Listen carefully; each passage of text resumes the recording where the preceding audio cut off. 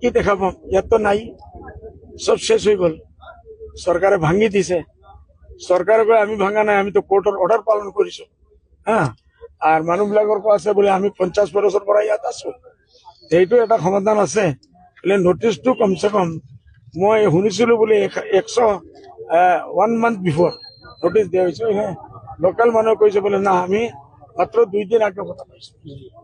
এইটো বহুত বেয়া হয়েছে, অত্যাচার হয়েছে, জুলুম হয়েছে। যিমান নন্দা করা যায় তিমানই কম।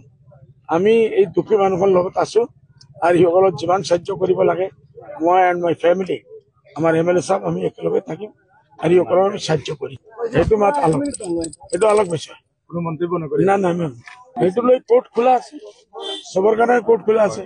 সিসকলে আগে মিনিষ্ট্ৰি লাইনে চেষ্টা কৰিব। যদি রেভিনিউ মিনিস্টার লগে এপয়েন্টমেন্ট লাগে মই লৈ দিম, DC লগে মই এপয়েন্টমেন্ট মই লৈ দিম। যদি প্রয়োজন CMৰ ওচৰত যোৱাত সেইটো আমি এপয়েন্টমেন্ট লৈ দিম। লাগিলে MLA সাহেব নিজে আহিব, নিজে লগত লৈ যাব। ইমান পৰতে আমি কৰিব পাৰিম, আৰু বেছি আমি কৰিব নোৱাৰো না। তাৰপৰা তো কোৰ্ট সবৰ কাৰণে খোলা আছে। কোৰ্টত গৈ সবে চ্যালেঞ্জ কৰিব। আপোনালোকে চুপ নভয়, লোকাল মানুহে চুপ নভয়। যিসকলৰ ক্ষতি হৈছে সব আলটিমেটলি যাওয়ার জায়গায় তখন আমার কোর্ট। এই কোর্টের ন্যায়ালয়ের উপরে আমার ভরসা আছে, আস্থা আছে। এইটো সরকারে যেটো কালি কৈছে, মই যেটো দেখিছো এইটো দুই পার্টির গাছ মারামারি হয়েছে, মতভেদ হয়েছে, সব নিজৰ মাজে আত্মীয় স্বজন।